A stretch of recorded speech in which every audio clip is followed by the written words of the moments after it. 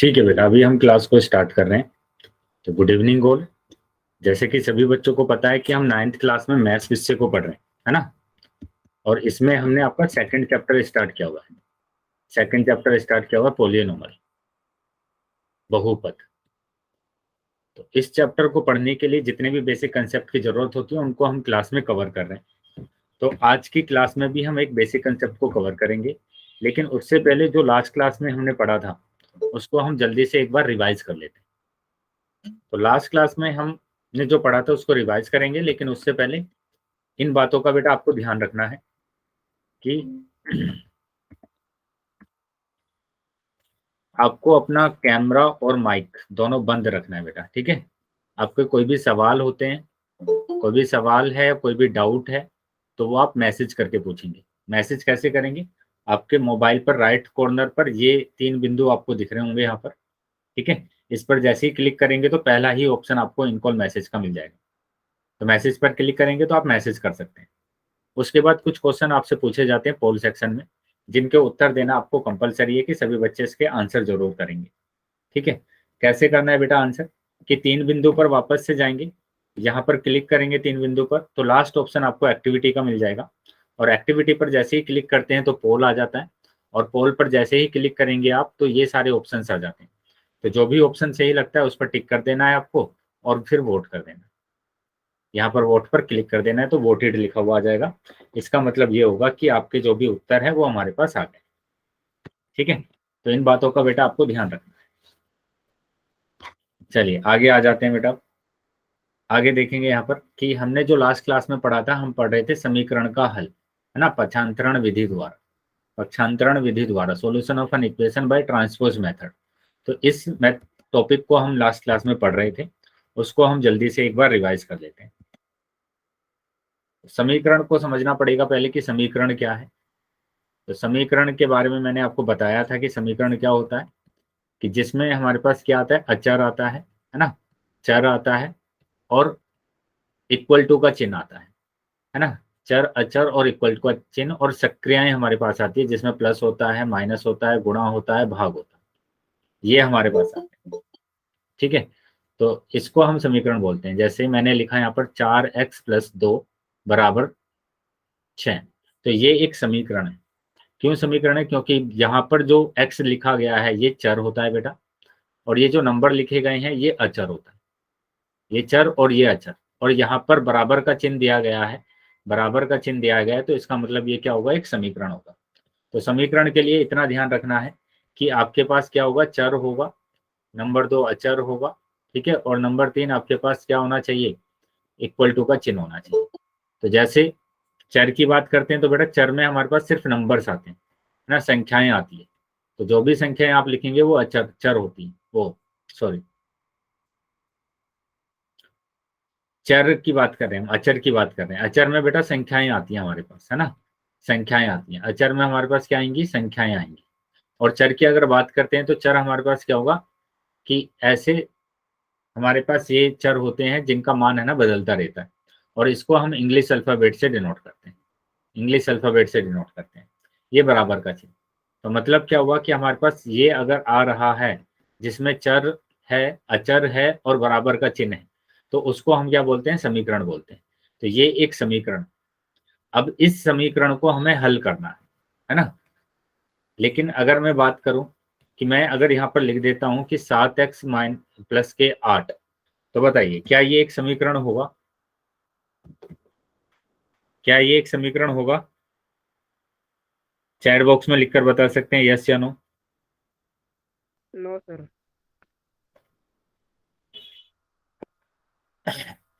तो ये एक समीकरण नहीं है। क्यों नहीं है? क्योंकि समीकरण के लिए हमारे पास क्या चाहिए, समीकरण के लिए बेटा ध्यान रखना है हमेशा कि बराबर का चिन्ह होना चाहिए। तो यहाँ पर तो बराबर का चिन्ह है ही नहीं, है ना, बराबर इक्वल का टू चिन्ह का। नहीं है, तो ये एक समीकरण नहीं है, ठीक है। ऐसे ही अगर मैं लिख देता हूँ यहाँ पर 2x-5, बताइए क्या ये समीकरण होगा? No sir. तो ये भी एक समीकरण नहीं है। नहीं क्यों होगा। नहीं है? क्योंकि यहाँ पर भी बराबर का चिन्ह नहीं आ रहा है, तो ये भी समीकरण नहीं। ठीक है, आगे आ जाते हैं। तो समीकरण सिर्फ वही होगा जिसमें बराबर का चिन्ह आ जाएगा। जैसे ये आ गया मेरे पास 5, है ना, ये एक समीकरण है। अब इस समीकरण को हमें हल करना है। कैसे हम कल हल कर सकते हैं? पंचांतरण विधि द्वारा, ट्रांसपोज मेथड द्वारा। कि आपको क्या करना है, जो चर वाला जो पद है जिसमें चर दिया गया है उसको तो यहीं पर रख लेना है ना। बाकी सभी को आप दाएं पक्ष में भेज देंगे। देखो समीकरण के इधर वाले पक्ष को बोला जाता है दायां पक्ष, ये दायां पक्ष है, ठीक है, दायां पक्ष इंग्लिश में बोला जाता है RHS, RHS, ठीक है। ऐसे ही बराबर के इधर वाला जो होता है उसको बोला जाता है बायां पक्ष, क्योंकि ये बाएं हाथ की तरफ है हमारे, और इंग्लिश में बोला जाता है LHS, है ना, लेफ्ट हैंड साइड। तो अब क्या करना है आपको कि चर को तो मैंने यहीं पर रख लिया है, बाकी सभी नंबर को आप राइट साइड में भेज देंगे, दाएं पक्ष में भेज देंगे। तो कैसे भेजेंगे कि जब भी आप बाएं से दाएं जाएंगे तो चिन्ह को बदलना पड़ेगा, चिन्ह को बदलना पड़ेगा। चिन्ह क्या होगा? -8 दिया हुआ है यहाँ पर, तो इधर आकर बेटा ये हो जाएगा +8, है ना। तो बाएं से जब दाएं तरफ जाते हैं, बाएं से दाएं तरफ अगर जाते हैं तो चिन्ह चेंज कर देते हैं। प्लस हो जाता है माइनस, माइनस हो जाता है प्लस, गुणा हो जाता है भाग, भाग हो जाता है गुणा। तो ये ध्यान रखना है बेटा, है ना। तो यहाँ पर मैंने लिखा 3x, ये हो जाएगा बेटा 13। अब देखो 3x का मतलब है 3 गुणा x, 3 गुणा x, 3x का मतलब होता है 3 गुणा x।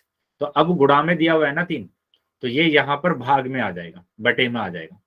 बताया था मैंने कि जब भी आप गुणा को चेंज करेंगे, कहाँ पर, दाएं पक्ष में भेजेंगे तो वो भाग में चेंज हो जाएगा। तो बताइए क्या समझ में आया है सभी बच्चों को ये कि कैसे सोल्व करना है? समीकरण को सोल्व करना आ गया है सभी बच्चों को? Yes sir. चलिए तो आगे आ जाते हैं बेटा, एक और क्वेश्चन कर लेते हैं जल्दी से, एक और एग्जांपल कर लेते हैं। कि यहाँ पर मैंने एग्जांपल लिखा 4x - 8 बराबर 3x + 9। बेटा अगर किसी का भी, बच्चे का कोई भी डाउट रहे या कुछ समझ में ना आए तो पूछ लेना, क्योंकि मैं इसी टाइप के क्वेश्चन आपसे, है ना, पोल सेक्शन में पूछूंगा, है ना, पोल सेक्शन में ओके पूछूंगा, और सर। सबको आंसर करना कंपलसरी। तो इसलिए अगर किसी भी ठीक बच्चे है का सर। कोई भी डाउट रहे तो पूछ लेना। Okay sir. चलिए तो अब यहाँ पर देखो हम बात कर रहे हैं कि इस समीकरण को हम सोल्व करेंगे। तो मैंने बोला कि जो चर दिया गया है, देखो यहाँ पर चर दिया हुआ है और यहाँ पर चर दिया हुआ है, तो इन दोनों को एक साइड में करना है, बाएं पक्ष में कर लीजिए या दाएं पक्ष में। तो मैंने इन दोनों को बाएं पक्ष में कर लिया, क्योंकि यहाँ पर पहले से बाएं पक्ष में दिया हुआ है 4x, तो उसको तो ऐसे ही लिखा। अब इसको बाएं पक्ष में लेकर आएंगे तो इसके चिन्ह को चेंज कर देंगे, ये प्लस का दिया हुआ है तो इधर आकर माइनस हो जाएगा। ऐसे ही आपको क्या करना है, यहाँ पर 9 दिया हुआ है, इस 8 को आप लेकर आएंगे दाएं पक्ष में, तो 9 और ये जो 8 है -8 है, तो इधर आकर बेटा हो जाएगा प्लस। अब सिंपल घटा देना है कि 4x में से 3x जाएगा तो x बचेगा, 9 और 8 को जोड़ देंगे तो 17, तो 17 आंसर आ रहा है। बताइए क्या समझ में आया सभी बच्चों को? फिर एक बार और करवाइयो। फिर से समझ लेंगे, एक और एग्जाम्पल देख लेंगे। यहाँ पर मैंने लिखा एग्जाम्पल कि 5y - 8 बराबर 3y + 6, ठीक है, ये दिया हुआ। अभी क्या करना है बेटा आपको, मैंने बोला कि जिसमें चर दिया गया हुआ है उसको आप क्या करेंगे, यहाँ पर मार्क कर लीजिए ऐसे। तो इन दोनों को आप एक साइड में लेकर आएंगे, एक साइड में लेकर आएंगे तो 5y तो पहले से दिया हुआ है, इस 3y को आप बाईं तरफ लेकर आएंगे तो ये +3 है, इधर आकर -3 हो गया। ऐसे ही आपको नंबर को एक साइड में लेकर आना है। देखो ये संख्या ही संख्या लिखी हुई है दोनों, तो दोनों संख्याओं को एक तरफ लेकर आएंगे दाएं पक्ष में। तो दाएं पक्ष में 6 तो पहले से ही है प्लस का, और ये जो -8 है इधर आकर हो जाएगा बेटा +8। अब घटा देंगे, 5y में से 3y जाएगा तो 2y बचेगा, बराबर 6 और 8 हो गया 14। अब यहाँ पर गुणा में दिया गया है 2, तो ये भाग में चला जाएगा, 14/2, यानी 2 सत्ते 14, तो 7 आंसर आ रहा है आपको। 7,000। बताइए क्या समझ में आया सभी बच्चों को? अब यस सर। Yes sir. ये बात ध्यान रखेंगे कि सभी बच्चे अपनी नोटबुक लेकर जरूर बैठेंगे साथ में, क्योंकि जो भी क्वेश्चंस मैं आपको दूंगा करने के लिए, वो क्वेश्चंस आपको है ना पहले नोटबुक में करना है और फिर उसके बाद पोल सेक्शन में करना है, ठीक है। चलिए, तो इस तरीके से बेटा आपको क्या कर लेना है, समीकरण को सोल्व कर लेना है। ऐसे ही अगर मैं आपको दे देता हूं यहाँ पर कि मैंने लिखा यहाँ पर 3x, एक और एग्जांपल लिखा मैंने 3x प्लस के 5/2 बराबर 2x माइनस के 7/2। ठीक है, इसको सोल्व करना है। तो अभी वापस से क्या करना है, चर वाले पद को एक साइड में लेकर आएंगे, चर वाले पद को एक साइड में लेकर आएंगे। तो ये प्लस का 3x पहले से दिया है, ये 2x इधर आएगा बाईं तरफ, ये प्लस का है, इधर आकर बेटा माइनस का हो गया, माइनस का 2x। अब 5/2 को लेकर जाएंगे आप दाएं तरफ, संख्याओं को एक तरफ और ये जो चर दिया है चर को एक तरफ। तो यहाँ पर पहले से दिया है माइनस के 7/2 और ये आ जाएगा बेटा माइनस के 5/2। ठीक है, क्योंकि यहाँ पर प्लस था और इधर आकर बेटा ये हो गया माइनस। तो 3x में से 2x जाएगा तो x बचेगा। और यहाँ पर एलसीएम लेंगे, जब भी आपके पास दो हर एक जैसे आ जाते हैं तो 2 ही उसका एलसीएम आ जाता है और ऊपर वाली संख्याओं को आप ऐसे ही लिख देते हैं। तो अभी आपका आंसर आ जाएगा माइनस के 12/2। दोनों को जोड़ना पड़ेगा क्योंकि यहाँ पर भी माइनस है, यहाँ पर भी माइनस है। जब भी चिन्ह एक जैसे होते हैं तो आप जोड़ेंगे और चिन्ह वही आएगा जो चिन्ह दिया जाता है। तो माइनस के 12/2 यानी 2 छिक्के 12, यानी आपका आंसर आ गया x बराबर -6। बताइए क्या समझ में आया है सभी बच्चों को ये? सर अगर किसी भी बच्चे को कोई डाउट है तो पूछ लेंगे बेटा। चलिए, कोई डाउट नहीं है तो बेटा एक क्वेश्चन मैं आपको दे रहा हूं, ये क्वेश्चन आप करके दिखाएंगे। मैंने लिखा यहाँ पर 3x माइनस के 3/7 बराबर x माइनस या प्लस के 5/7। चलिए, सभी बच्चे आंसर करेंगे बेटा चैट बॉक्स में। सोल्व कर लेंगे, पहले अपनी नोटबुक में सोल्व कर लेंगे इसको और उसके बाद आप आंसर करें।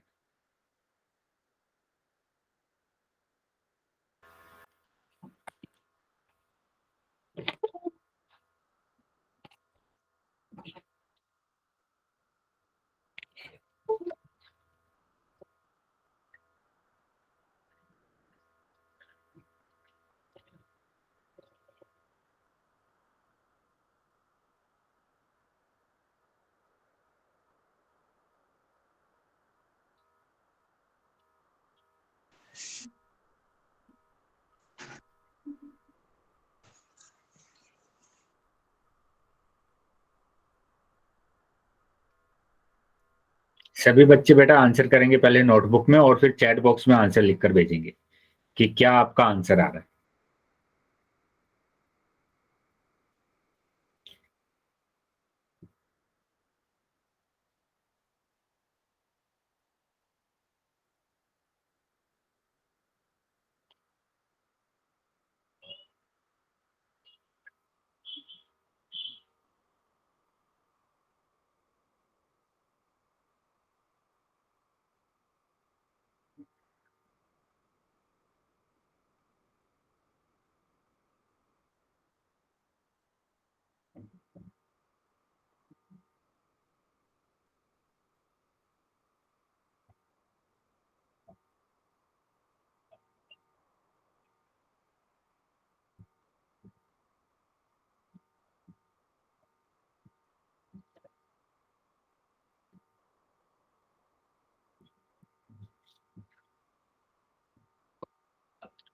सब बच्चे बेटा अपना चैट बॉक्स में आंसर लिखेंगे कि क्या आपका आंसर आ रहा है।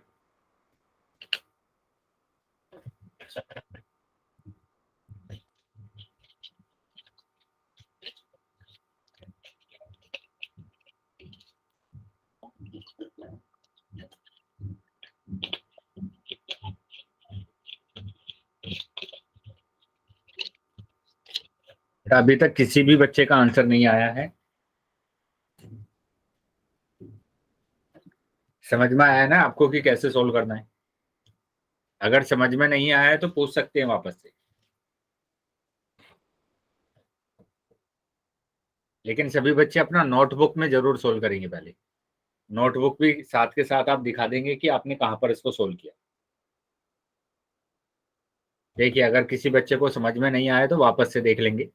यहाँ पर सिंपल मैंने इतना बोला कि जो चर दिया जाता है, जो चर होता है आपके पास, उन पदों को एक साइड में लेकर आना है आपको। एक साइड में लेकर आएंगे तो यहाँ पर 3x दिया हुआ है पहले से, इस x को भी आप इधर लेकर आएंगे, दाएं पक्ष में से बाएं पक्ष में जा रहे हैं आप, ये प्लस का दिया हुआ है, इधर आकर बेटा माइनस का x हो जाएगा। यहां तक कोई डाउट है क्या किसी बच्चे को? No sir. बाकी बच्चे बताएंगे बेटा, बाकी बच्चे को, किसी भी बच्चे को अगर नो डाउट है सर। तो बताइए यहाँ तक। No sir. बेटा आपके डाउट नहीं होते हैं और आप आंसर भी नहीं कर रहे हैं, इस बात का ध्यान रखेंगे बेटा। जो क्वेश्चंस आपसे पूछे जाते हैं उनके आंसर आपको करने हैं। आप जब तक क्वेश्चन को नहीं करके देखेंगे अपनी नोटबुक में तब तक नहीं आने वाला है कुछ। तो इसलिए नोटबुक में जितनी भी क्वेश्चन मैं आपको करा रहा हूं उनको करना है, और जो क्वेश्चन आपको दिए जाते हैं उनको खुद से ट्राई भी करना है, ठीक है, वरना भूल जाएंगे सब कुछ ऐसे ही देखेंगे अगर। तो सबसे पहले मैंने चर को एक तरफ किया, अब नंबर को एक तरफ करना है आपको। तो नंबर को एक तरफ करेंगे, यहाँ पर पहले से दिया हुआ है 5/7, आप इसको लेकर आएंगे इधर माइनस के 3/7 को। जब हम इधर लेकर आएंगे इसको तो ये माइनस का दिया हुआ है, इधर आकर बेटा प्लस का हो जाएगा 3/7। बताइए क्या ये समझ में आया सभी बच्चों को? Yes sir. अब यहाँ पर Yes, 3x sir. में से Yes, 1x sir. जाएगा तो 2x बचेगा, ठीक है। और यहाँ पर अगर हम एलसीएम लेंगे तो साथ ही एलसीएम आ जाएगा इसका, और ऊपर वाली संख्याओं को हम ऐसे ही लिख देते हैं। ये बताया था मैंने, जब भी एक जैसा होता है तो ऐसे हम करते हैं उसको। Yes, अब ये sir. आ जाएगा 6/8/7, है ना, 5 और 3 8, तो 8/7 आ गया। अब यहाँ पर देखो, यहाँ पर गुणा में दिया हुआ है ना ये 2x, 2 गुणा x ही तो है ये, और जब भी ये गुणा में दिया जाता है तो ये भाग में आ जाएगा। यहाँ पर 7 पहले से दिया है तो 2 और आ जाएगा, है ना। मैंने बताया था कि 2 कहां पर चला जाएगा, भाग में चला जाएगा। तो 7 पहले से दिया है, 2 और आ गया यहाँ पर। अब देखो 2 से ये कैंसिल हो रहा है, 2 चौक 8, तो आपका आंसर आ रहा है 4/7, 4/7। बताइए अभी समझ में आया है सभी बच्चों को? ये अभी समझ में आ गया है कि कैसे सोल्व करना है क्वेश्चन को? Yes sir. चलिए आगे आ जाएंगे बेटा। अब मैं क्वेश्चन आपसे पूछ रहा हूँ, सभी बच्चे आंसर करेंगे। ये रहा क्वेश्चन कि 2z+6+3, 2z+6 बराबर 3+z, इसका आंसर बताना है। नोटबुक में सोल्व कर लेंगे पहले और उसके बाद आप आंसर बताएंगे इसका। पोल सेक्शन में उत्तर करना है, ठीक है। पहले नोटबुक में सोल्व कर लीजिए, सभी बच्चे पहले नोटबुक में सोल्व कर लेंगे और फिर आंसर करेंगे। प्लस माइनस की मिस्टेक हो जाती है तो प्लस माइनस की मिस्टेक बिल्कुल भी नहीं करना है, इस बात का ध्यान रखना है, ठीक है। कि जब भी आप जोड़ते हैं या घटाते हैं, दो डिफरेंट साइन अगर आपके पास आते हैं और आप उसको सब्ट्रैक्ट कर रहे हैं, घटा रहे हैं, तो हमेशा साइन बड़े वाले का आता है। जो भी बड़ा नंबर होता है उसका साइन आता है, ठीक है। तो चलिए इस बात का ध्यान रखकर आपको इसको नोटबुक में सोल्व करना है और उसके बाद पोल सेक्शन में उत्तर देना है। पोल बेटा आ गया होगा सभी बच्चों के पास, तो अभी अभी सभी बच्चे आंसर कर सकते हैं।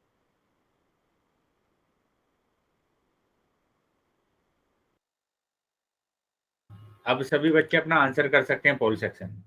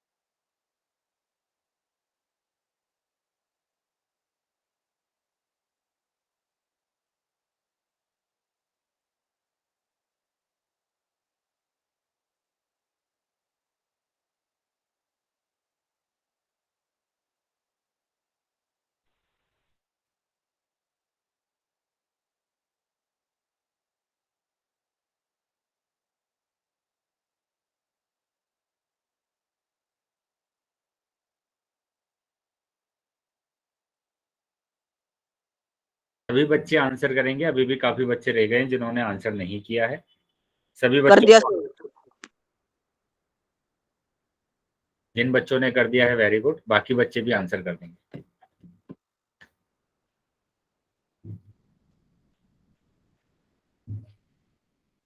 ध्यान से बेटा आंसर करना है सब बच्चों को। सिंपल क्वेश्चन आपसे पूछा गया है, 2-3 क्वेश्चन मैंने करा भी दिए हैं इसके, और अभी आपको बता भी दिया है कि साइन का आपको ध्यान रखना है कि जो भी बड़ा होता है उसका चिन्ह आता है।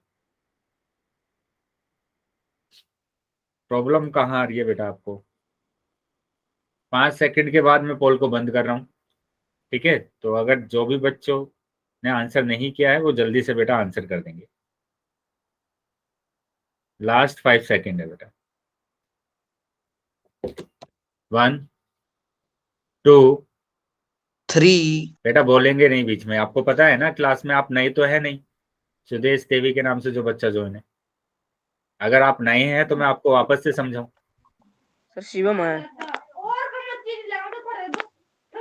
शिवम बताइए बेटा, आप नए हैं क्या क्लास में? ये पुराना बच्चा है। ध्यान रखेंगे इस बात का कि बीच में नहीं बोला करते हैं, ठीक है? 4 5। तो अभी मैंने चैट सेक्शन, ये पोल सेक्शन बंद कर दिया आपका और चैट सेक्शन ओपन कर दिया। तो जिन भी बच्चों के पास पोल नहीं आया था वो चैट सेक्शन में आंसर कर सकते हैं। तो देख लेते हैं कि इसका आंसर क्या आ रहा है, ठीक है? बेटा बच्चों, कुछ बच्चों ने उत्तर सही किया है और कुछ बच्चों का उत्तर गलत है। तो वो बच्चे ध्यान देंगे जिन बच्चों का उत्तर गलत आया है कि क्यों आपका उत्तर गलत हुआ। यहाँ पर सिंपल आपको क्या करना है, मैंने सिंपल स्टेप्स में आपको बताया है कि सबसे पहले जिसमें चर दिया गया है उनको मार्क कर लीजिए। यही दोनों पर ही तो चर दिया गया है। क्या यही दोनों ही चर है या और भी इसके अलावा कोई चर दिख रहा है आपको? No sir. यहीं पर दोनों चर है ना। अब इन दोनों चर को आपको एक साइड में लेकर आना है। तो मैंने यहाँ पर बाएं तरफ लेकर आ रहा हूं मैं दोनों को। तो ये तो पहले से बाएं तरफ में है ना, लेफ्ट हैंड साइड में है। अब इसको लेकर आएंगे लेफ्ट हैंड साइड में, और बताया था मैंने कि जब आप इसको लेफ्ट हैंड साइड में लेकर आएंगे, बाएं तरफ लेकर आएंगे, तो इसके चिन्ह को बदल देंगे। तो इसका चिन्ह बताइए क्या दिया हुआ है इसका चिन्ह, प्लस का है या माइनस का है? ये प्लस का। प्लस का है बेटा ये। तो इधर आकर माइनस हो जाएगा ना, हो गया माइनस। अब आपको संख्याओं को एक तरफ लेकर जाना है, दाईं तरफ लेकर जाएंगे संख्याओं को। 3 यहाँ पर पहले से दिया गया है प्लस का, 6 को आप लेकर जाएंगे वहां पर, ये प्लस का 6 दिया हुआ है, उधर जाकर ये माइनस का 6 हो जाएगा। बताइए क्या यहां तक डाउट है किसी बच्चों को? यहां तक समझ में आ गया है सभी बच्चों को ये? यस सर है। तो आगे देखेंगे अब यहाँ पर 2 जड़ में से जड़ जाएगा तो एक ही जड़ बचेगा, बराबर। 6 में से 3 जाएगा तो 3 बचेगा, लेकिन जो संख्या बड़ी होती है उसका चिन्ह आता है। तो 6 बड़ा है और 6 का चिन्ह है माइनस, तो माइनस का 3 आंसर आएगा। ये माइनस का 3 आंसर आएगा। तो जिन बच्चों ने सी ऑप्शन लगाया है बेटा आपका उत्तर गलत है, ठीक है? यहां पर मैंने आपको बोला था चिन्ह का आपको ध्यान रखना है कि चिन्ह कौन सा आएगा। तो डी ऑप्शन हमारा सही आ रहा है। क्या समझ में आ गया बेटा सबको ये अब? Yes sir.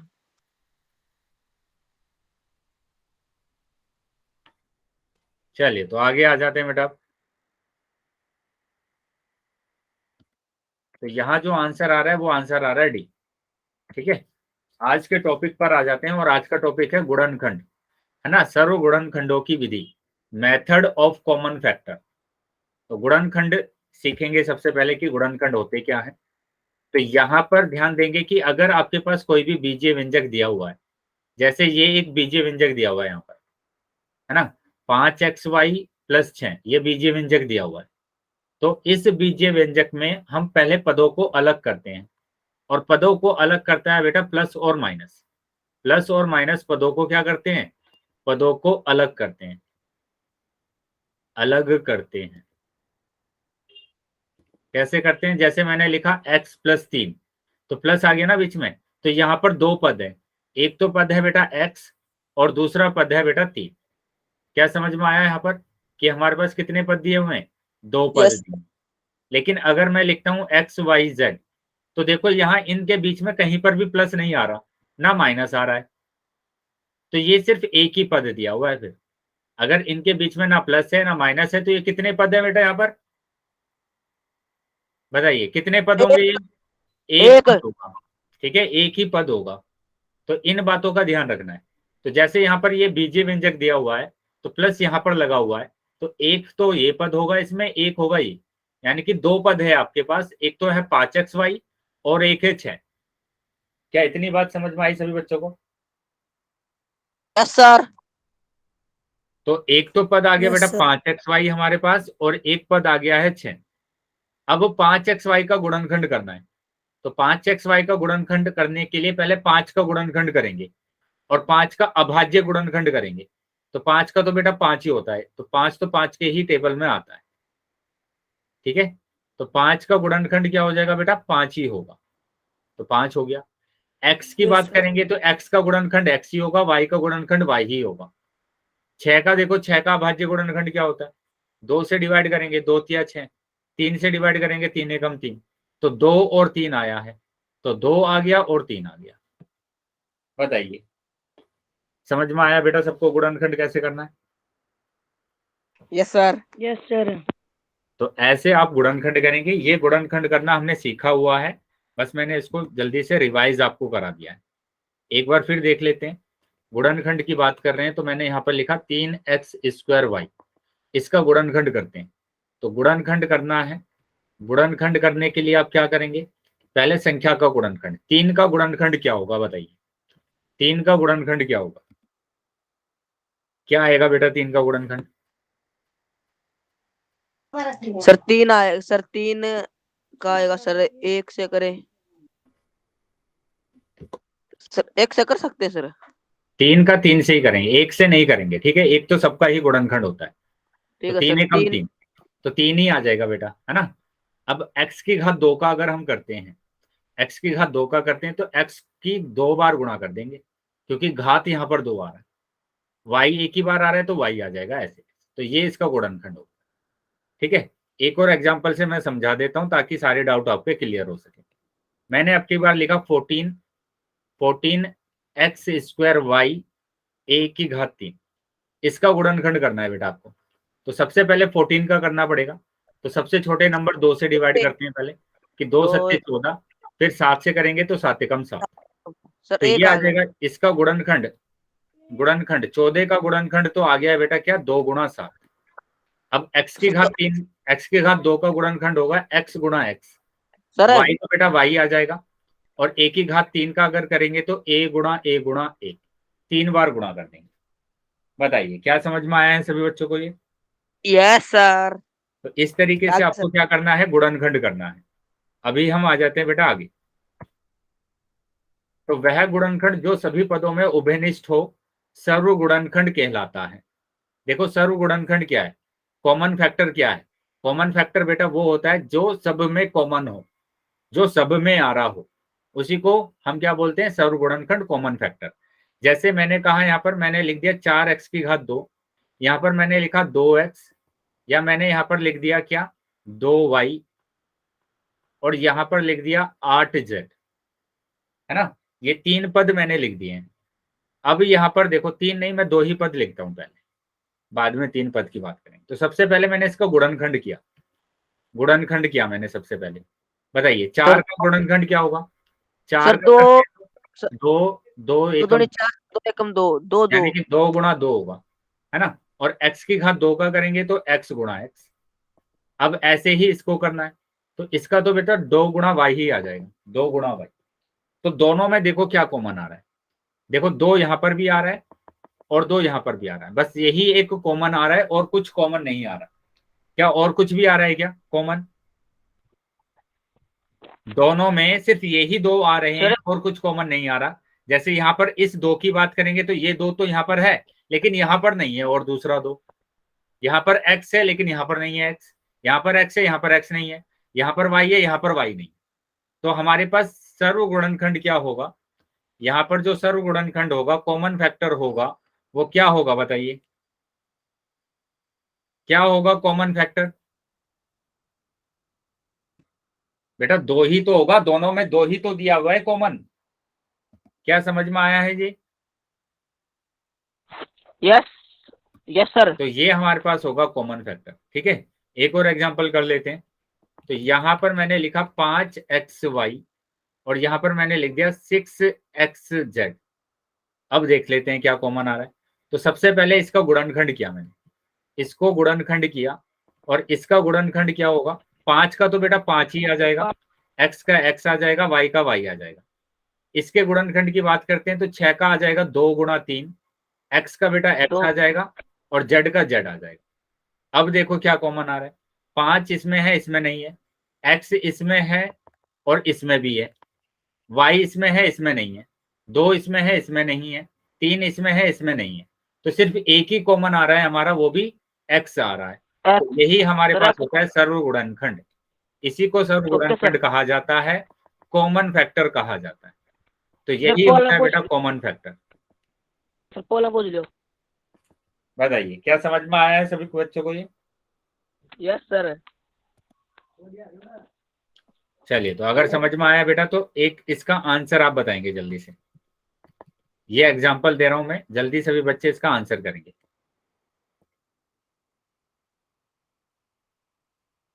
चलिए बताएंगे कि इसका सर्वगुणनखंड क्या होगा।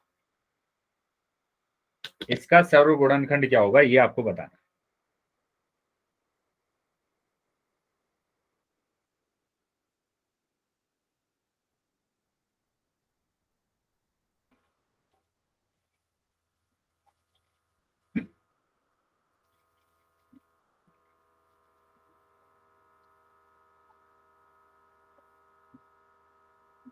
चैट बॉक्स में आंसर करेंगे बेटा सभी।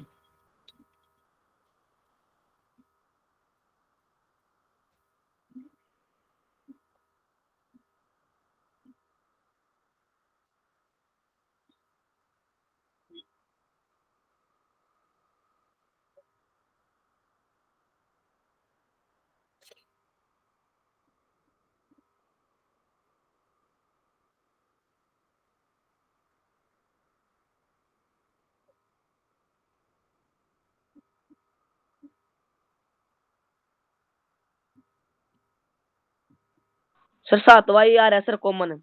7वां ही है सर। 7y common. चलिए देख लेते हैं। वेरी गुड, सभी बच्चों ने आंसर किया, शाबाश। सर मेरा कर रहा है क्या सर, देखो। दिखाइए।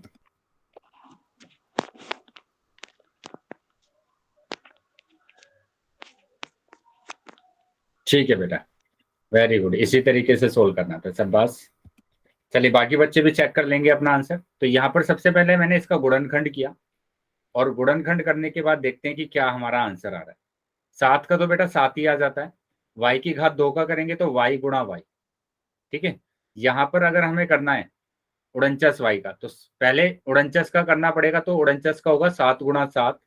देखो उड़नचस को अगर हम अभाज्य गुणनखंड करते हैं तो 7 सत्ते उड़नचस और 7 एकम 7 और y का y आ जाएगा।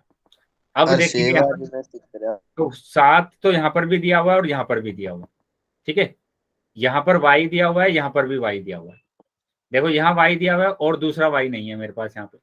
यहाँ पर 7 दिया हुआ है तो यहाँ पर दूसरा 7 नहीं है। तो हमारे पास यही दो कॉमन आ रहे हैं। तो यही हमारे पास हो जाता है सर्वगुणनखंड, गुणनखंड। ठीक है, कॉमन फैक्टर। तो ये है हमारे पास कॉमन फैक्टर। कितना है? 7 × y, यानी कि 7y। वेरी गुड बेटा, बिल्कुल सही आंसर आया है सबका। अभी आ जाते हैं बेटा आगे। सभी बच्चों को समझ में आ गया है ना? कोई डाउट तो नहीं है किसी को? चलिए, अगर कोई डाउट नहीं है तो बेटा अब इसका आंसर आपको फिर से करना है। कोई डाउट नहीं सर। बताइए कि 12xy की घात 2 और 6 इन दोनों में क्या कॉमन है? इन दोनों में क्या कॉमन आ रहा है?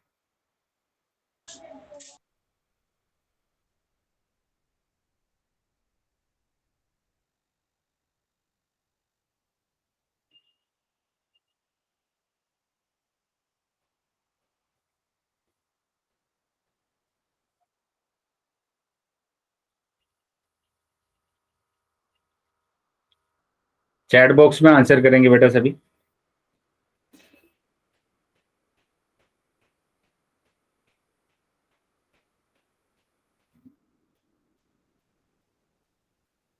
सर 6 आया सर कॉमन। 6 कॉमन आ रहा है। बाकी बच्चे भी बताएंगे बेटा कि क्या कॉमन आ रहा है आपको।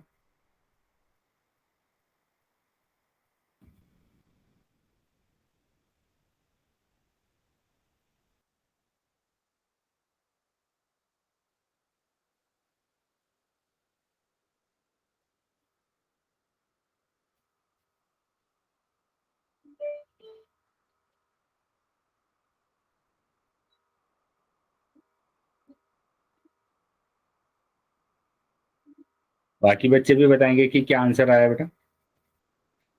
सर देख लो सर। 1 मिनट बेटा, दिखाएंगे कि कैसे सोल्व किया आपने। ठीक है बेटा, वेरी गुड। चलिए, बाकी बच्चे भी चेक कर लेंगे बेटा। काफी बच्चों ने उत्तर कर दिया है सब बास। चलिए चेक करेंगे अपना आंसर कि क्या उनका आंसर आ रहा है। तो यहाँ पर सबसे पहले इसका गुणनखंड किया मैंने। तो 12 का अगर हम अभाज्य गुणनखंड करते सर हैं 2 6। तो ये आता है 2 6। फिर 2 से कर दिया 2 तिया 6, फिर 3 से कर दिया 3 एकम 3। तो ये आ गया बेटा 2 गुणा 2 गुणा 3। 2 गुणा 6 भी क्या है तब भी चलेगा, कोई प्रॉब्लम नहीं है। y की घात 2 का करेंगे तो y गुणा y, और 6 का अगर हम करते हैं तो 2 गुणा 3 आता है। तो यहाँ पर देखो, एक तो 2 कॉमन आ रहा है, ये रहा 2, और एक 3 कॉमन आ रहा है, ये रहा 3, और कुछ कॉमन नहीं आ रहा। तो हमारा सर्वगुणनखंड होगा, सर्वगुणनखंड होगा यहाँ पर क्या, सर्वगुणनखंड हो जाएगा 2 गुणा 3। 2 गुणा 3 मतलब कि 6 आपका आंसर। सर यस, सर मेरा सर इससे अलग था सर, मेरा सही है। हाँ बिल्कुल सही है बेटा। 2 गुणा 6 किया ना आपने, तब भी सही। Yes sir. हम्म चलिए आगे आ जाएंगे बेटा अभी। और मैं पूछ लियो। हाँ बिल्कुल, अभी पोल में पूछेंगे क्वेश्चन। तो यहाँ पर हमारे पास ये लिखा हुआ था, हमने इसका गुणनखंड किया, इसका गुणनखंड किया। तो यहाँ पर हमने देखा 2 और 3 कॉमन आ रहे हैं, 2 और 3 कॉमन आ रहे हैं, तो उसी को सर्वगुणनखंड यानी कि कॉमन फैक्टर कहा जाता है। अब ये एक लास्ट क्वेश्चन का आंसर बताइए, उसके बाद मैं पोल में कुछ क्वेश्चन आपसे पूछूंगा, तो जल्दी से सभी बच्चे इसका आंसर करेंगे। चलिए बताएंगे कि क्या आंसर आ रहा है। सभी बच्चे नोटबुक में सोल्व करने के बाद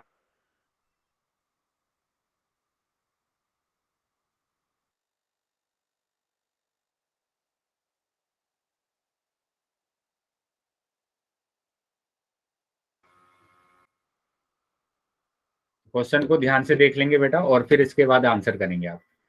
क्या आंसर करना है आपको कि एक्स वाई की घात 2 जेड, 25x² YZ और 16xYZ की घात 2।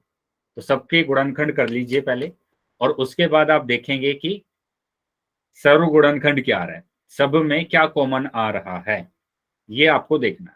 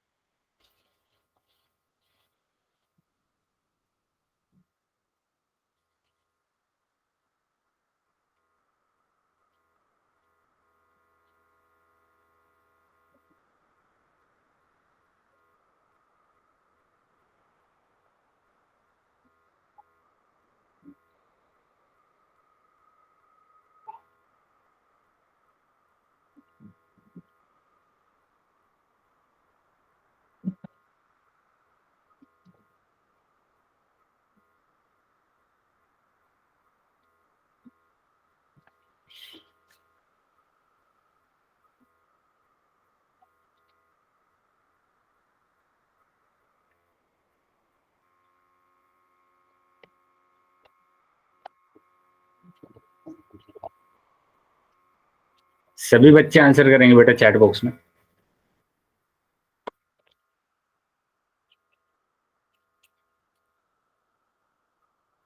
चलिए चेक कर लेते हैं कि आपका आंसर क्या है। इसका गुणनखंड करना है सबसे पहले आपको, ठीक है, गुणनखंड करना है।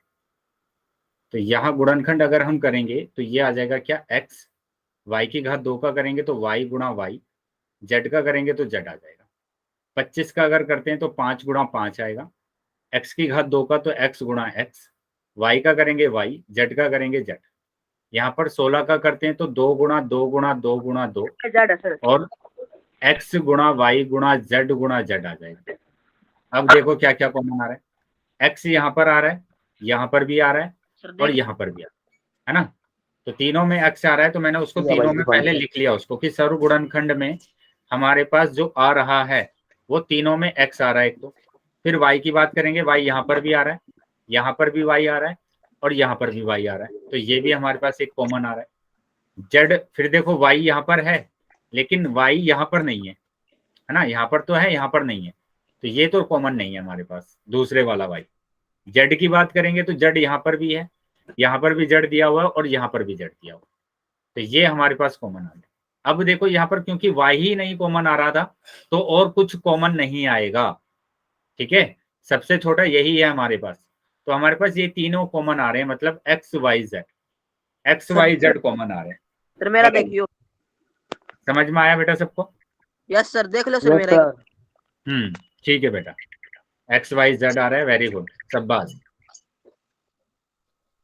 चलिए तो अभी ठीक है बेटा, अभी मैं पोल सेक्शन में उत्तर आपसे पूछने वाला हूँ, क्वेश्चंस पूछने वाला हूँ, ठीक है, तो सभी बच्चे अपने उत्तर करेंगे पोल सेक्शन में। तो मैं कुछ क्वेश्चंस आपसे पूछने वाला हूँ पोल सेक्शन में, उन सभी के उत्तर आपको करने हैं, लेकिन इससे पहले आप है ना ये ध्यान रखेंगे कि सभी बच्चे अपना है ना आंसर पहले नोटबुक में करेंगे, जैसे अभी सभी बच्चे कर रहे हैं और दिखा भी रहे हैं कि हमने इस तरीके से क्वेश्चन को सोल्व किया। तो सभी बच्चों को नोटबुक में सोल्व करना है पहले। अब यहाँ पर देखो एक चीज और मैं समझा दूं इन क्वेश्चन को कराने से पहले, कि जहां पर आपके पास जैसे कोई क्वेश्चन आपके पास आ जाए कि 2x और y, 2x और y, बताइए इन दोनों में क्या कॉमन आ रहा है, इन दोनों में क्या कॉमन आ रहा है?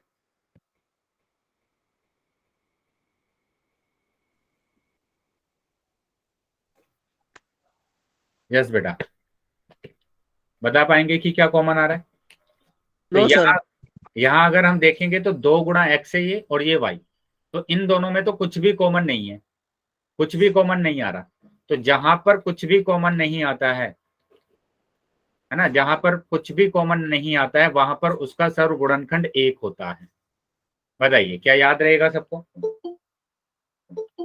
जहां पर कुछ भी कॉमन नहीं आएगा वहां पर सर्वगुणनखंड क्या होगा? 1 होगा। याद रहेगा बेटा ये? Yes sir. इसमें कोई डाउट तो नहीं है किसी बच्चे को? No sir. ऐसे ही इसको हम ऐसे भी कर सकते हैं, जैसे x लिखा, मैंने x लिखा और यहाँ पर y लिख दिया, बताइए क्या कॉमन आ रहा है? सर्वगुणनखंड क्या होगा? एक होगा, क्योंकि तीनों में कॉमन आना चाहिए, ऐसे नहीं करना कि 2 में ये आ गया है तो ये कॉमन हो जाएगा, गलत हो जाएगा बेटा, है ना, तीनों में आना चाहिए। तो तीनों में तो कुछ भी कॉमन नहीं आ रहा, तो इसलिए इसका सर्वगुणनखंड कितना होगा? 1 होगा। क्लियर है बेटा सबको? Yes sir. चलिए तो अगर क्लियर है बेटा तो अभी आगे आ जाते हैं। Yes sir. अब मैं ये क्वेश्चन आपसे पूछ रहा हूँ, इसका आंसर आपको करना है, क्वेश्चन को ध्यान से पढ़ लेंगे, ठीक है, और उसके बाद आप नोटबुक में सोल्व करेंगे और फिर आप आंसर करेंगे कहां पर? पोल सेक्शन में।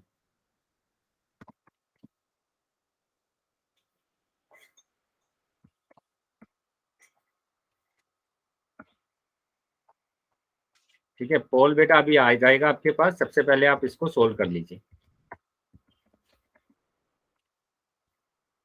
ठीक है बेटा, अभी पोल आ गया होगा तो सभी बच्चे आंसर करेंगे, सभी बच्चों को आंसर करना है।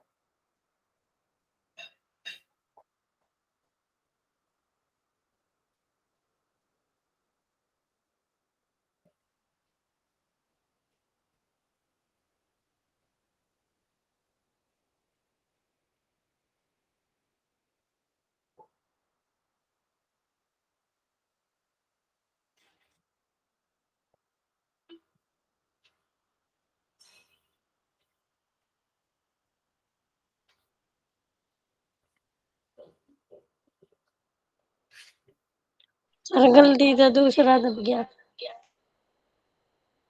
कोई बात नहीं बेटा, आप चैट सेक्शन में आंसर करना, ध्यान से करना है बेटा, मैंने बताया हुआ है ध्यान से करना है क्वेश्चन। पोल सेक्शन में जब भी मैं क्वेश्चन आपसे पूछता हूँ ध्यान से सभी बच्चे पहले नोटबुक में सोल्व करेंगे और उसके बाद आप आंसर करेंगे।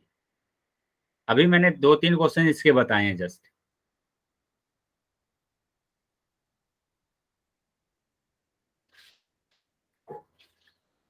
अभी मैंने 2-3 क्वेश्चंस आपको बताए हैं, तो ध्यान से बेटा इसका आंसर करना है आपको। सभी बच्चे ध्यान से इसका आंसर करेंगे।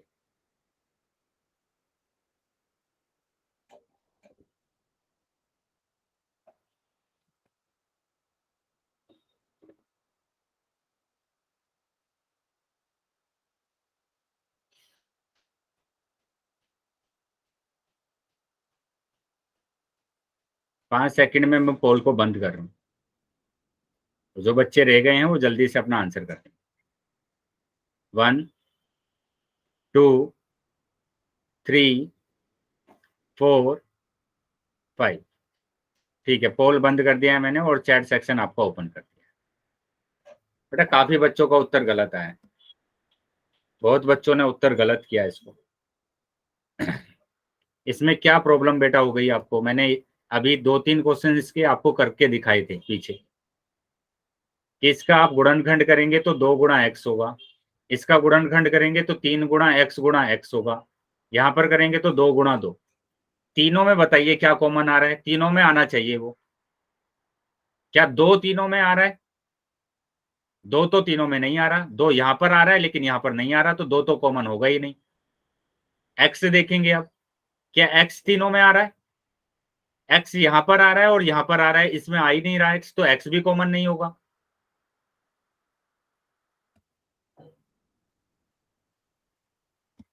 यहां पर देखेंगे 3, यहां पर 3 दिया हुआ है, यहां पर 3 है, यहां पर नहीं है ना, यहां पर है, तो 3 भी कॉमन नहीं आ रहा।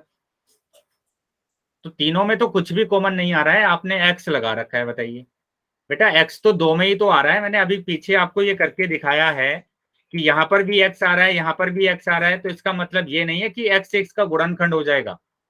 तीनों में आना चाहिए एक्स, यहां पर भी एक्स होगा तब होगा ये कॉमन।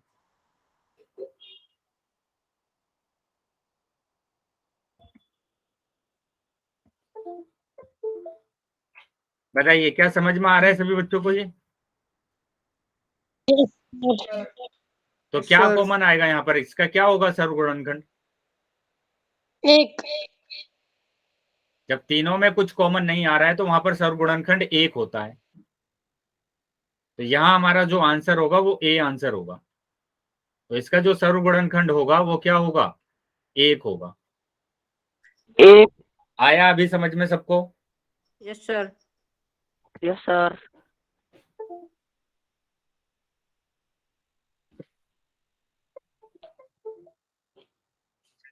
और पूछ लो अभी सर। और मैं एग्जांपल यहाँ पर पूछ रहा हूँ, सभी बच्चे चैट बॉक्स में आंसर करेंगे। अब बेटा जब मैं क्वेश्चन आपसे पूछता हूँ तब आपके आंसर नहीं आते हैं।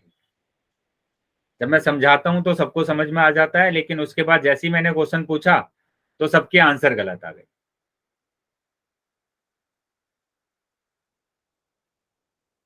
बताइए क्या होगा इसका सर्वगुणनखंड?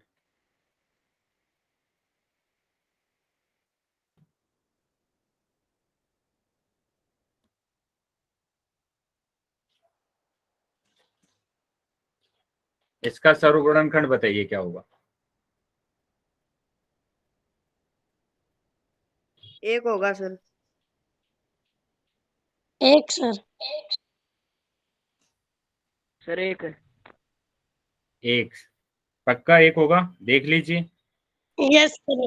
Yes sir.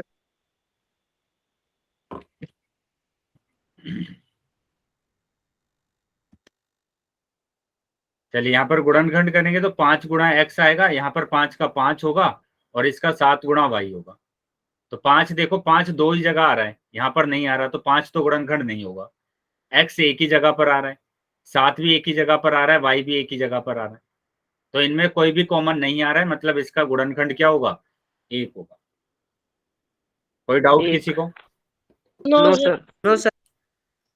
तो इस तरीके से आपको क्या करना है, गुणनखंड को चेक करना है कि आपका गुणनखंड क्या होगा। अब देखो सर्वगुणनखंड की विधि, मेथड ऑफ कॉमन फैक्टर, वही काम करना है, बस आपके पास यहाँ पर एक व्यंजक दिया जाएगा, बीच में प्लस होगा या माइनस होगा। ठीक है, जैसे यहाँ पर इसके गुणनखंड करने हैं कि 2x + 10 के गुणनखंड करने हैं, तो आपको सिर्फ इतना करना है, इस वाले पद का गुणनखंड करना है पहले। तो ये होगा 2 गुणा एक्स, और 10 का अगर हम करेंगे तो 2 गुणा 5। बताइए क्या आ रहा है दोनों में कॉमन? 2 कॉमन आ रहा है ना दोनों में। Yes sir. तो 2 को आप लिख लेंगे ऐसे, और जो आपके पास बचा है इस वाले पद में उसको ब्रैकेट के अंदर लिखेंगे ऐसे। यहां पर बचा हुआ है x प्लस यहां पर क्या बचा हुआ है, इस वाले पद में क्या बचा हुआ है 5 5। तो ये आपका आंसर होगा। बताइए, आया समझ में सबको? Yes yes sir. Sir.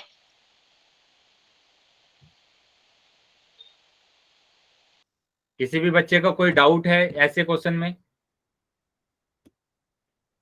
No sir. मैंने लिखा 6x और यहाँ पर लिख दिया 12। बताइए इसका क्या आंसर होगा?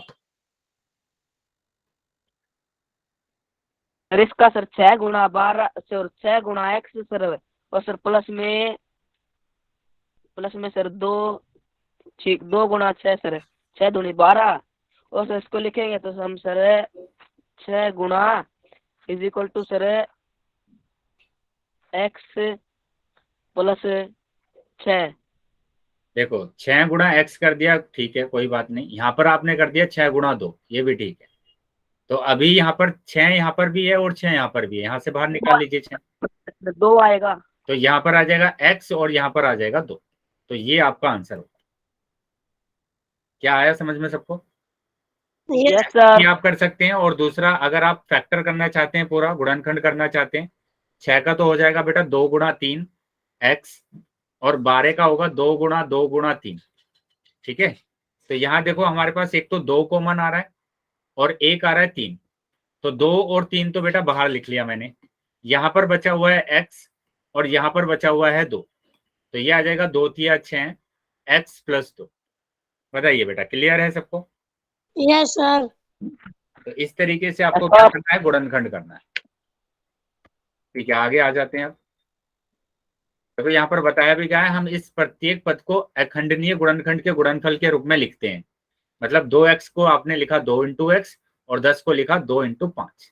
तो यहाँ से 2 कॉमन आ गया है, तो 2 को हमने बाहर लिखा और जो बचा है उसको हमने ब्रैकेट के अंदर लिख दिया। ठीक है, तो ये हमारा आंसर। पोल में। चलिए, तो अभी मैं एक क्वेश्चन आपसे पोल सेक्शन में पूछ रहा हूँ, सभी बच्चे आंसर करेंगे। ठीक है, तो ये रहा क्वेश्चन कि 15xy वो 5xy प्लस 15y दिया हुआ है। बताइए इसका आंसर क्या होगा? सभी बच्चे नोटबुक में सोल्व कर लेंगे और फिर आंसर करेंगे पोल सेक्शन। ध्यान से आंसर करना है बेटा, आपकी बार ऐसे मत कर देना कि गलत हो गया, गलती से वो दब गया। तो आराम से तसल्ली से तब आप आंसर करेंगे। पहले नोटबुक में सोल्व कर लीजिए।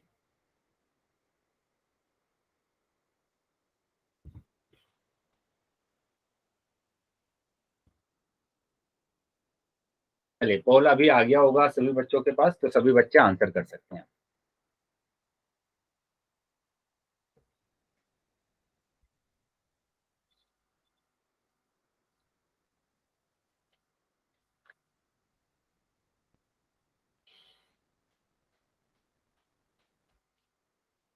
सभी बच्चे आंसर करेंगे बेटा, जितने बच्चे क्लास में हैं।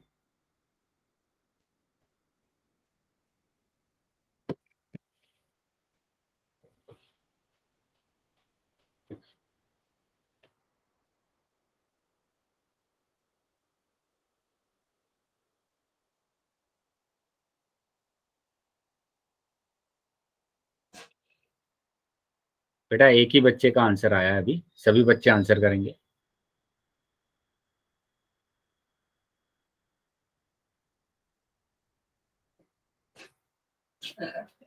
कर दिया सर आंसर। बेटा सभी बच्चों को आंसर करना है, ध्यान से आंसर करेंगे बेटा। क्या प्रॉब्लम हो रही है इसमें? कर दिया सर। 15 मिनट।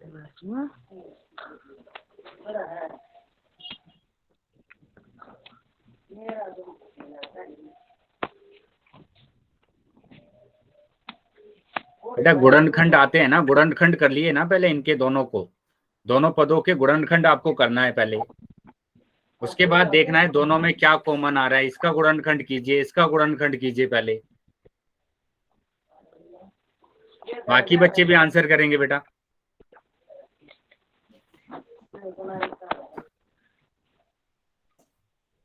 5 सेकंड के बाद मैं पोल को बंद कर रहा हूँ।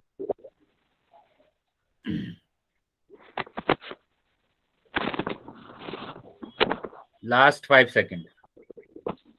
1 2 3 4 5। ठीक है बेटा, पोल बंद कर दिया मैंने और चैट सेक्शन आपका ओपन कर दिया। तो यहाँ देख लेंगे कि क्या आंसर आ रहा है आपका। अभी भी आप काफी बच्चे हैं ना उत्तर को गलत कर रहे हैं कि आपको पता नहीं क्या चीज समझ में नहीं आ रही है और आप पूछ भी नहीं रहे, उत्तर गलत कर रहे हैं आप। यहाँ पर क्या प्रॉब्लम है इसको गुणनखंड करने में? इसमें कोई प्रॉब्लम है बेटा? यहाँ पर इनका मैंने गुणनखंड किया इसका, तो यही तो गुणनखंड आएगा या कुछ और गुणनखंड आ रहा है इसका? बताइए। No sir. अब इसका अगर हम गुणनखंड करते हैं तो ये होता है 3 गुणा 5 और y का करेंगे तो y। अब देखेंगे क्या कॉमन आ रहा है यहाँ पर देखेंगे कि क्या कॉमन आ रहा है। तो यहाँ पर 5 और ये 5 कॉमन आ रहा है एक, तो यहाँ से y और y आ रहा है, तो 5y कॉमन आ रहा है। आपका 15 पता नहीं क्यों आ रहा है कॉमन। बेटा 5 ही तो कॉमन आ रहा है, क्या और भी कुछ कॉमन आ रहा है इसमें से? बताइए, क्या और कुछ कॉमन आ रहा है क्या आपका? No sir. यहाँ पर x बचा हुआ है और यहाँ पर 3 बचा हुआ है। ये आंसर होगा आपका, मतलब बी ऑप्शन आपका आ रहा है, बी ऑप्शन आपका आ रहा है। अभी आया समझ में? Yes sir. ठीक है बेटा, तो यहीं तक रखते हैं आज क्लास को।